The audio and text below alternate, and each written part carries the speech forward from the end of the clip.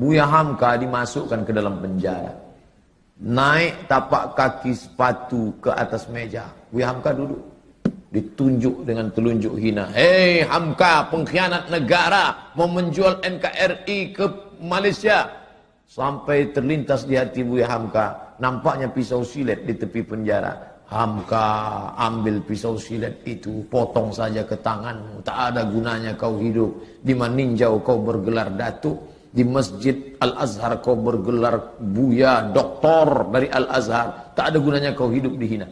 Itu saking sakitnya hati Buya Hamka, dituliskannya dalam buku Tasawuf Modern. Beli Tasawuf Modern. Buya Hamka ketika mau meninggal minta bawakan, nak tolong ambilkan Tasawuf Modern, aku mau mengenang sakitnya di penjara. Waktu sakitku makin parah, kata Buya Hamka, dipindahkan aku ke rumah sakit hadiah dari pemerintah Rusia di Jakarta, namanya Rumah Sakit Persahabatan. Disitulah Buya Hamka sampai akhirnya PKI tumbang dan Buya Hamka keluar. Buya Hamka tetap berdakwah, jadi imam ceramah. Ketika dia sedang duduk di rumah, datanglah orang membawa secari kertas.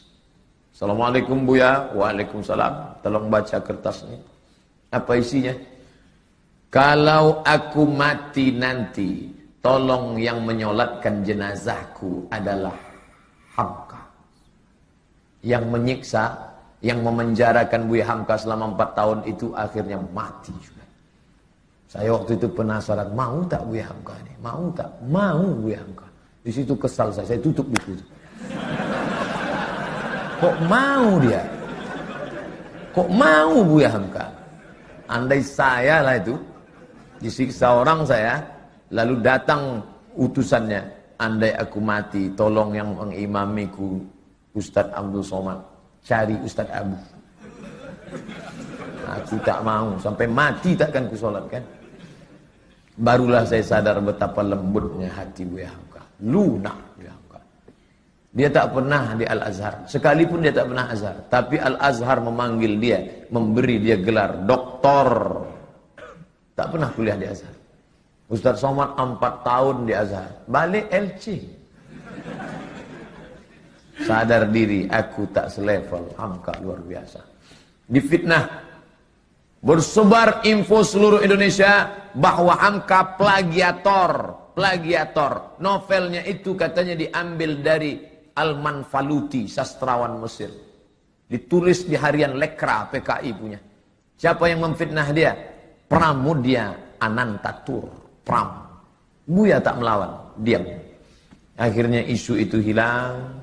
PKI jatuh, NKRI tetap tegak berdiri, dan tak lama sesudah itu datang perempuan bermata sipit dengan suaminya mu'alaq, mau masuk Islam. Assalamualaikum. Waalaikumsalam. Kamu siapa? Nama saya. Enggak. Dia mau masuk Islam. Kata Buya, kamu ni siapa? Saya disuruh ayah saya kemari Buya. Untuk apa? Supaya suami saya ini calon masuk Islam, belajar Islam sama Buya. Nama ayah kamu siapa? Pramudia Anantatur. Begitu cara Pram minta maaf. Dia tak datang ke rumah Hamka. Anak menantunya disuruhnya belajar Islam. Dan Hamka mengajar menantu Pram itu sampai paham Islam. Lembut hati Hamka. Padahal fitnah luar biasa. Andai saya lah jadi Hamka waktu itu. Datang orang mau belajar Islam. Sampai mati tak akan kuajar. Kau cari aja ustaz lain. Itu ustaz di MDI 1000 orang. Di IKMI ada 600 orang. Panas hatiku. Karena kalau hati kita panas, ngajar orang tak betul. Bismillahirrahmanirrahim. Kita marah.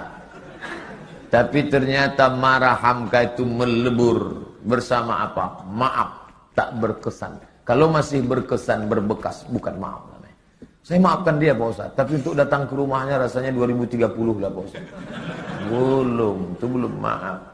Tak ada contoh. Nanti kalau saya sebutkan Nabi, orang, itu kan Nabi. Saya sebutkan Abu Bakar, itu kan Abu Bakar. Mana orang kita? Hamka, orang awak bana dari Maninjau.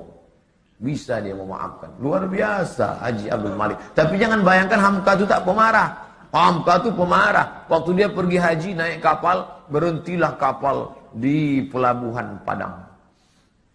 Sampai di pelabuhan mau sholat, Ada pegawai kapal melarang sholat. Mau ngadu mereka ke Buya. Buya, ya ini ada pegawai kapal melarang sholat berjamaah. Katanya tak ada sholat berjamaah di kapal. Sholat aja di kamar masing-masing. Oh, bangkit Buya Hamka. Mana orangnya? Ini amak ang kurang aja, apa ang kurang aja, datuk nenek ang kurang aja. Itu asli, tak saya robah bahasanya. Buka buku judulnya Ayah, ditulis oleh Irfan Hamka. Dia ikut melaksanakan haji, naik kapal dan menengok Buya Hamka marah luar biasa.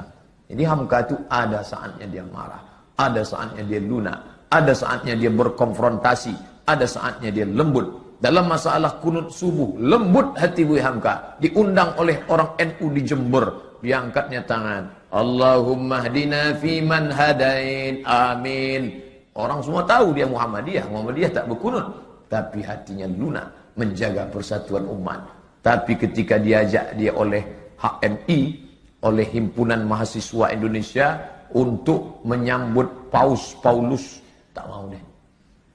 Ayolah Buya, kita tunjukkan bahwa kita ini welcome terhadap Paus. Tidak. Kenapa Buya tak mau? Bagaimana aku bersalaman dengan orang yang sudah mengkristenisasikan anak bangsaku? Tak mau dia. Begitu juga dengan fatwa Natal bersama. Buang itu fatwa.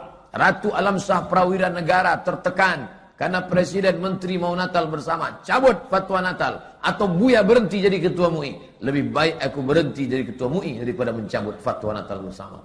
Hamka keras berprinsip. Tapi saat-saat memaafkan dia lunak. Kita ambil maaf Hamka di bulan Syawal yang penuh.